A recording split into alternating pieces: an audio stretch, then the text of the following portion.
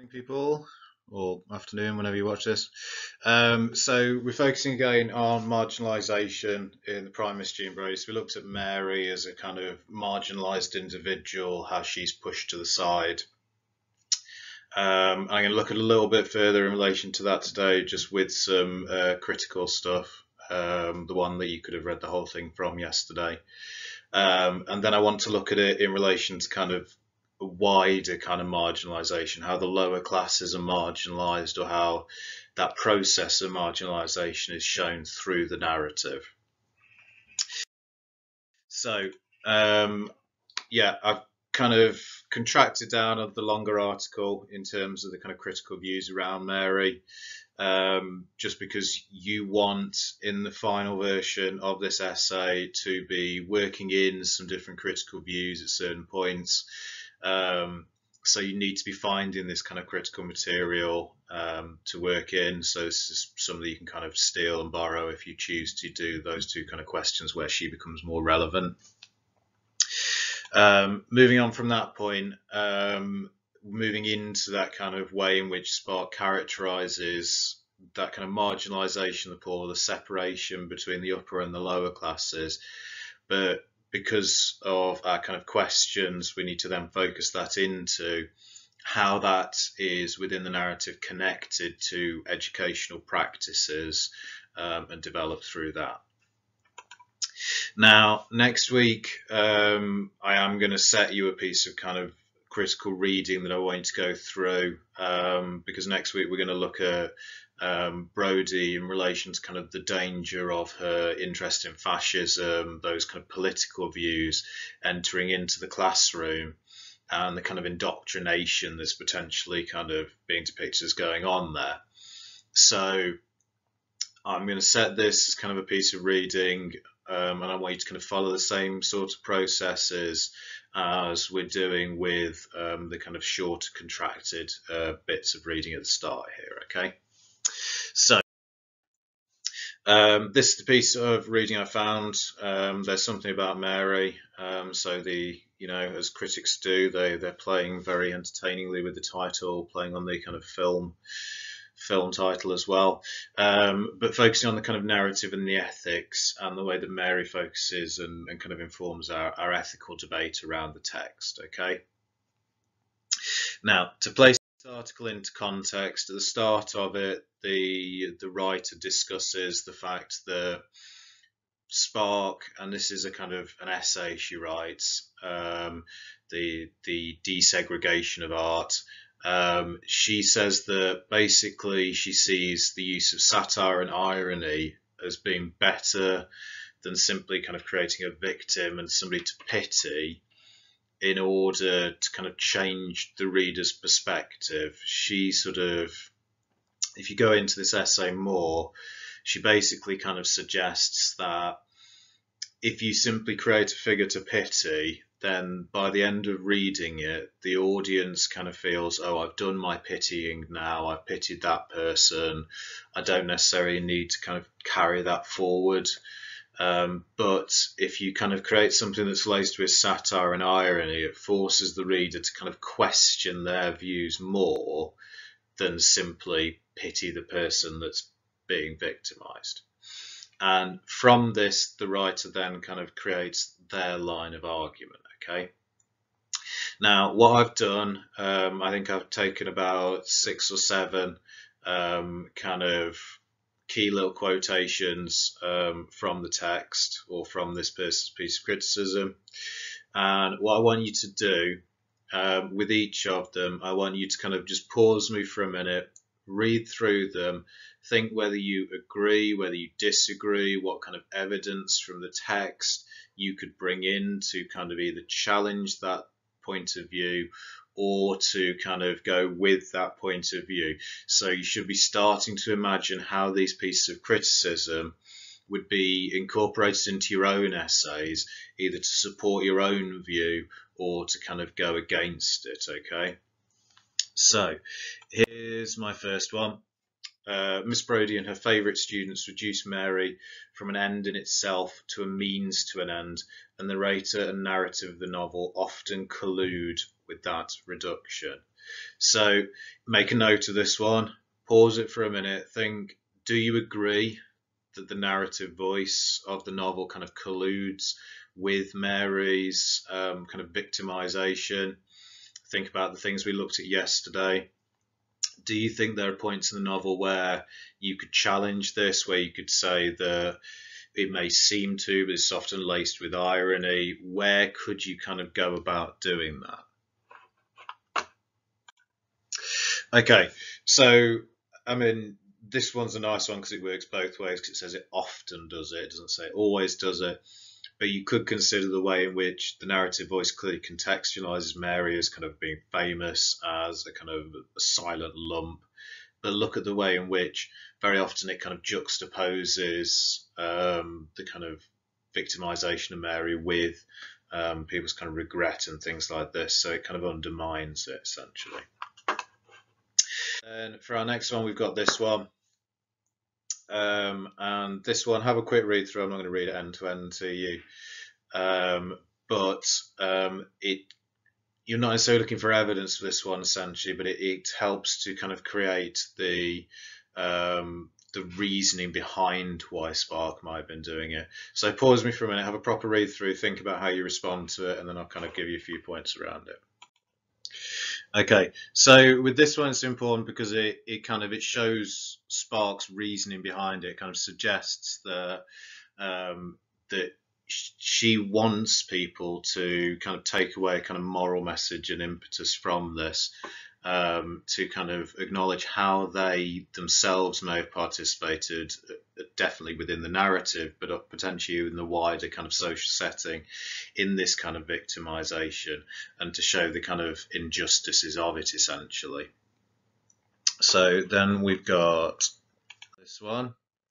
And again, this is one that you could start to kind of think how you could prove this.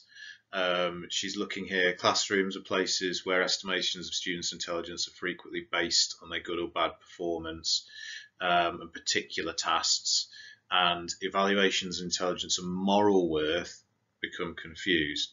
So it's kind of making that suggestion that in an educational environment, very often we equate somebody's intellect to their morals, which is not the same thing. So think about how you could show that maybe the more intelligent students within the narrative are maybe less moral than those who are less intellectual.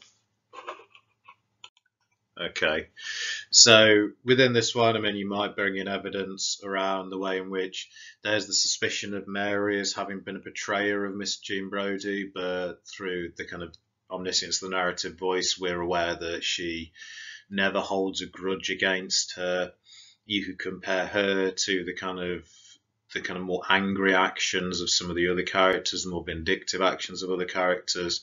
So it is focused on the way that in an educational setting, intelligence and morals become confused. You could even look at the immorality of Brodie herself as opposed to Mary, who, whilst not intelligent, is depicted as kind of benign, essentially. Then we get another couple of short ones. More generally, we can say that descriptions of persons and their actions are almost always ethically charged. Specific point is that the narrator's depictions of Mary reveal some of the narrator's ethical bias. I'm not going to spend ages on this one because I think it goes with the earlier one.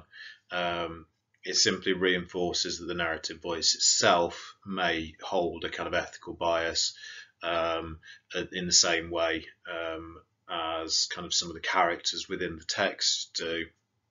And we as the reader may hold a different kind of ethical bias. Bother. Hang on. Okay, I appear to have skipped past one by accident, and I can't go back to it because of the way the recording system works. So just to kind of tell you what you missed on the in-between one, basically it was one, and you can ask me for the PowerPoint afterwards if you want this, if you think you're going to use them in your essays down the line. It just says that basically the narrative voice itself adds another level of irony. You look at the narrative voice in a kind of ironic way, and kind of call into question the seeming authority of it. So then we get this one. Mary's characterised as stupid and lump-like from the very outset. Still, the narrator has not described Mary as blamable, and we invite her to watch the process by which she becomes so, how she is repeatedly singled out and blamed by Brodie. So it's pointing out the narrative voice. Yes, it says she's pretty thick, but it says that, it itself, the narrative voice itself, doesn't blame her actively for certain things, but it shows us how this kind of process grows and evolves. So again, think, stop, do you agree, do you disagree, look back at your notes from yesterday. Can you find evidence that you would use to bring in to support this one, to show how this process is kind of brought in? Okay, so if you're looking at this one, you might look at the way that Mary is kind of singled out as a scapegoat within the kind of anecdote of the art class, whereby we often see instances of Brodie through her dialogue depicted as kind of jumping to conclusions, to assuming the blame and placing the blame on Mary, even where there's kind of no proof of point.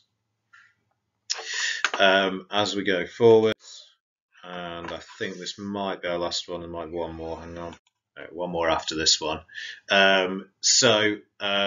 You could use this one potentially to link into what we'll look at next week as well. That Mary as a scapegoat to the Brodie set is a critical commonplace, and Miss Brodie's treatment of her is frequently interpreted as underscoring Miss Brodie's fascist and Nazi sympathies.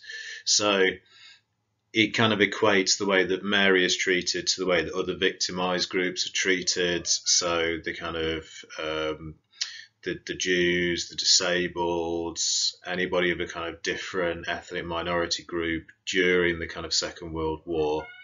And she's kind of labelled in this same way, and it kind of reflects that kind of harsh and dangerous nature of Brodie's kind of mentality. Then our last one, just consider again. Oh, I'll change it so hopefully you can see that in a minute. Think about this one, the way in which it kind of suggests again Spark's purpose here. Okay, how Spark is kind of constructing a narrative with a specific ends in mind that goes with it. And again, think about how you could potentially kind of prove it. Look back to your notes yesterday. How could you connect your kind of textual evidence to this kind of view and perspective? Okay, so as we're looking at this one, it's kind of basically showing the, Brodie's power comes from her position as a teacher, as a figure of authority. It's part of that kind of institutional danger that comes with it, of which Brodie is, the avatar essentially. So again, it could work to allow you to kind of support either of those kind of two questions around the dangers or the abuse angle, and you can see how kind of Brodie is kind of connected in with this. So hopefully useful. It gives you some basis of criticism. As I say, if you haven't already, it looks interesting, read the whole article. The more of these kind of articles on secondary criticism you read, the better off you're going to be when you write your own, when you're writing in the exam and things as well, because a lot of the time the kind of style and perspectives they take on really match what the exam and what the coursework is kind of asking you to do in terms of the way you should be looking at the text. Okay, but we're going to move forward. So the next thing to kind of bring back to mind is this idea that criticism doesn't just have to be a kind of specific individual doing this criticism. Criticism can be kind of schools of criticism as well. It can be, hang on, the large cat is stealing the small cat's food. Okay, let's try that again. So you can, as you're looking at these texts, for any of those questions where you've got the kind of focus on AO5 as part of the answer, it doesn't just have to be name critics. Remember, it can be your own differing views, the way that you're arguing different perspectives. It can also be different kind of critical schools. So if you're looking at class, you want to be thinking of kind of Marxist criticism as part of this. So look back at your notes, do a quick Google around it, just kind of put back in your mind, what do we mean by Marxist criticism in relation to literature? How does it apply into literature as opposed to something like kind of sociology in a more general sense? Okay, so if you've got Marxist criticism and you're looking at this in relation to kind of a text, essentially what they're exploring kind of comes in three main things. They're looking at the way in which text depicts different social groups and different class structures. So they're simply looking at this in a kind of overall sense, how those are kind of put into it. And they're focused on the ways in which the writers themselves and the ways in which they construct these texts might kind of either be reinforcing ideas of the kind of class system, so they make it sound legitimate, they make it sound, it's sensible, or they kind of go against those kind of class and economic systems. So if you take kind of Marxist criticism of somebody like Dickens, yes, he does kind of focus on the poor, but one of the problems that they will find with kind of a lot of Dickens is that very often those kind of characters who initially appear poor, it suddenly turns out that they're from kind of richer background and things like this, and in some ways it kind of reinforces class systems. And beyond kind of the text themselves, the kind of Marxist critics will look at the wider context and look at how the writer's views have been kind of shaped by the world they live in. So how the economic systems, the world around them, shaped the ways in which they are writing about that world, essentially. So in a minute, we're going to essentially apply kind of Marxist criticism to the Prime and Miss Jean Brodie. You are looking at the way in which kind of the class separations are depicted, and looking at how they're kind of focused in on over the course of the narrative. And in your coursework, if you're talking about this, you might say something along the lines of, well, a Marxist critic would view one of the central dangers of the education system is the way in which it kind of reinforces class stereotypes and class divides. Or you might say that a Marxist critic would see one of the kind of key abuses of Brodie in terms of the way she kind of indoctrinates these kind of ideas and things like this around kind of class. Okay. So in terms of this, just some kind of general guidance points to go with it. You want to kind of consider the overall context in which this narrative takes place. So don't lose sight of the fact that it's set within a private school. So this is a school, it's not a free school. They're having to pay to go there. So they are, in a wider sense, socially and physically separated from those of a lower class. So you are not necessarily seeing the crossover. They're two separate worlds. You're living in a time before kind of media outlets and television and things like this, where they're going to engage with the different social groups. And it's Brodie who is the figure who kind of introduces them into this lower social class world. So we can talk about her as central within this, and her as a kind of figure that we might argue a type of abuse around this, depending on how you kind of define the term abuse in this case. So you can argue, as you look at this evidence in a minute, that both the private school setting itself and the influence of Brodie have created these barriers between the different social groups. And because of those kind of barriers and differences, you're going to get no kind of social change occurring in the kind of long term. So what you need at this point, you need the sheet that I've sent out with the email, where I've just kind of, for the sake of ease, put together a couple of key kind of bits around this, again, a bit like yesterday. I'm not going to give you any terminology directly today, but you still need to be looking for kind of techniques. Don't lose sight of the fact that you're talking about this in an analytical way. You're not simply describing it, and you are going to get marks under AO1 for your terminology and AO2 for kind of developing on how these techniques create the sense of separation and things like this. So pause me at this stage. You want to spend about kind of half an hour probably going over carefully the extracts, thinking about how they depict this kind of separation of the two kind of social worlds and how they kind of place Brodie as kind of being central and as a part of it.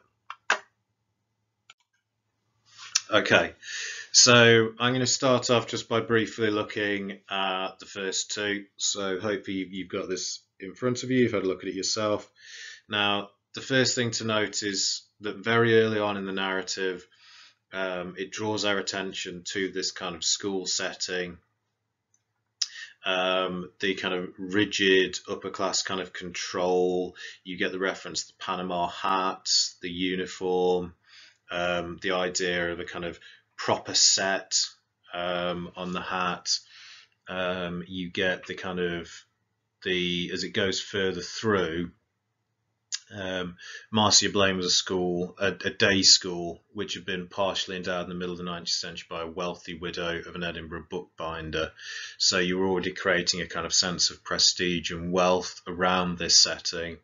You get the reference into Garibaldi, who kind of equates the kind of founder of the school with Brodie in a sense. Garibaldi is an Italian kind of, he was involved in kind of the unification of Italy. And this kind of idea of the kind of Founders' Day and the kind of the Bible, there's something kind of traditional all surrounding this. So this initial kind of context and setting of the school, with the reference to kind of the gates and the rules and the uniform, all sets them apart as part of this kind of upper class kind of world within Edinburgh at the time. And it then kind of places it into context with what we then get later on, because we then get this kind of extended incident where, because of the failure of the central heating on one day, Brodie takes them out into Edinburgh, and as part of this kind of journey through Edinburgh, they walk through the poorer quarters, and it's through this kind of anecdote, this kind of extended anecdote, that we really see the kind of class separation that's kind of emerged here because of these kind of educational separations. And it also shows us kind of Brodie's influence upon this and the way in which Spark suggests that she is part of this kind of process. Okay, so as you then start looking at the kind of extract where they're going there, it's made very clear that this is kind of a new experience for a lot of these girls. Although they're kind of 11, 12 at this point, I can't remember exactly how old they are at this stage, they've never been in contact with this kind of world before. So none of the girls have properly seen before. None of their parents were so historically minded. And it kind of focuses in on the kind of poverty of the area. Think about our descriptive language here, our adjectives. It's a reeking network of slums which the old town constituted.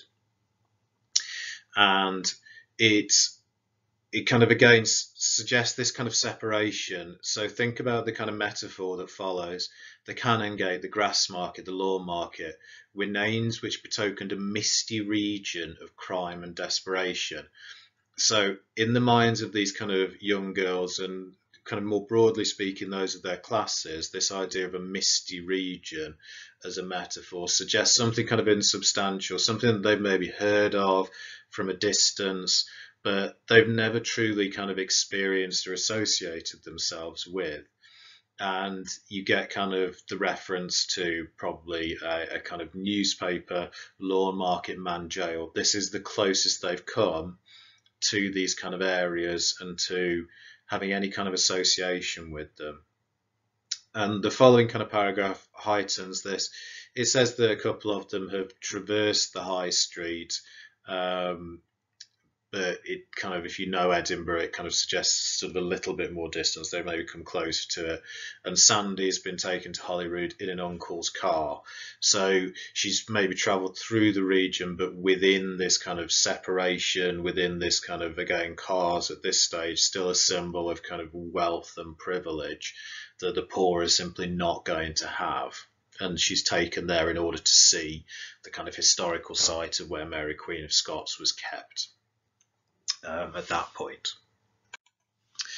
Now, it then kind of develops, and if you think about kind of the ways that cities develop, very often areas where the upper class used to live, then gradually over time, as the upper class move and create new things, they gradually become the areas that the kind of the poor move into. So it talks here, now they were in the Great Square, the Grassmarket, with the castle, which was in any case everywhere, rearing between the big gap of the houses where the aristocracy used to live. So this is a place that used to be wealthy. It's placed in the past tense, and now it's somewhere kind of new, and kind of, you know, lower classes have kind of taken over. And it's, again, it's Sandy's first experience of a foreign country. And again, we get a metaphor that suggests a kind of separation here. This is within Edinburgh, it's where they'd live, but to Sandy's mind here, this area of the poor is a foreign country. It's something totally alien from her own experience. And the narrative is kind of setting up that kind of distancing between them. Okay, so it then kind of starts to introduce the people here, and think about the kind of the way that the children are depicted here as opposed to the kind of Brodie set. They are without shoes, some of them playing a fight game, and they are kind of placed in contrast to the uniforms that have been introduced earlier, the violet-clad company. And there's almost a foreign language going on here. There's a kind of conflict. There are words here. They don't understand the meaning, but they understand that they're obscene and that they are kind of directed as them. There's a kind of conflict between the two social groups coming in here. Okay, and then as the kind of the point progresses, you get that sense of fear that Spark implies is going with the kind of the girl. Sandy suddenly found she's holding Mary's hand. So think about the stuff we were talking about yesterday, how that's kind of made even more striking in bewilderment. And you get the kind of incongruity here. You get this incongruous juxtaposition between the dialogue of Miss Jean Brodie, who is talking about the kind of the French origins, their European origins, and this kind of privileged education. And this is placed into contrast with the smell was amazingly terrible. This kind of, these are two separate worlds in which one, you have the kind of educated elite, and the other, you have the kind of poverty here. So I'm then going to kind of skip down a little bit further into, you've got the bit that kind of connects to, which we talked about in terms of Sandy at a kind of previous point. But the bit I'm interested in is the bit that kind of follows. And many times throughout her life, Sandy knew with shock when speaking to people whose childhood had been in Edinburgh that there were other people's Edinburghs, quite different from hers, in which the names and districts and streets and monuments in common. So there are, again, the way that Spark is suggesting, there are two separate worlds going on here. And we've got the ways in which kind of Brodie's presence and her discourse has kind of connected this into the education system in terms of maybe maintaining a distance between the two. Yeah, and as it goes through, you even get the kind of comparison between the kind of different boarding schools, where you get the reference to this kind of man visiting her within the nunnery and his own boarding school being kind of cold and grey, and this kind of third-rate supercilious Englishman teaching, and the kind of contrast into Marcia Blaine, where it's all about kind of suggesting again that kind of sheltered existence that these kind of private schools can kind of provide, and the privilege that goes with it that kind of separates them out from the kind of poverty. And Sandy says, well, I was once taken through the Canongate, but I was frightened by the squalor. So there's actually a kind of an appalled nature that's kind of evoked here, and this separation becomes kind of key. Then we go on to our last text. Okay, so again, think about structural contrast. Think about the ways two ideas are placed side by side here. So at the start of the extract, they're going for tea with Miss Brodie at her flat in Churchill, and this is kind of placed side by side with this kind of queue of people queuing at the dole office, looking for their kind of state support. And there's a kind of crude nature given to them. They're spitting, smoking, and Brodie in her dialogue. Now, it's interesting. You can interpret this in different ways. It may be that there's a kind of underlying fear in Brodie. They have been abused, is the implication as they walk through this area. But Brodie promoting this kind of separation, we shall cross here. So they move away, they distance themselves from these kind of social problems. And the kind of the idea of these ideas that are promoted, they are the idol. So the implication here is that these girls have been taught that the poor are poor not because of, how to phrase it. It's not because of wider social issues. It sort of suggests the poor themselves are at fault. That's what they've been taught to believe. They are the idol. They don't want to. They're just lazy is the implication here. And it builds on this as you go through. Brodie kind of suggests, I can teach you a kind of special prayer for them. It's almost like there's some kind of healing involved here. Okay, and then think how Brodie continues to kind of suggest that these people are a problem in and of themselves. Although they are our brothers, she also kind of suggests sometimes they go and spend their dole and drink before they go home and their children starve.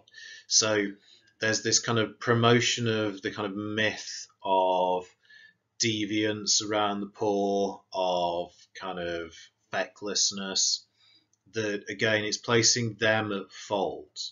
And the narrative voice itself is not necessarily sympathetic. It keeps kind of focusing in on the kind of the spitting, the kind of hacking laughs.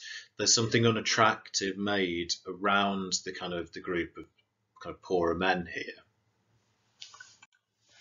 Okay, and it kind of carries on. So again, think about the way in which Brodie herself is depicted as kind of being at least partially responsible in promoting these kind of myths around the kind of poor. So she tells a little anecdote, and the implication is to kind of distract the girls from the setting they're walking through, of her own kind of past, where she comes here initially as a student and she has to live in poorer lodgings. But the anecdote involves the kind of the faux dialect of this kind of lower class individual she's talking about. So she kind of mimics, she kind of separates herself from this individual. Would ye have a red herring? And it becomes a source of kind of mockery, and they laugh at it. The laughter of the girls met the men opposite. The kind of frugality of this individual becomes a source of amusement as part of it. Okay, and just to kind of draw it into a close, think about the way in which that kind of last paragraph, Spark has Sandy's kind of fear and pity mix, in which she almost wants to pity more, but her fear is depicted as the kind of overwhelming feature over her pity.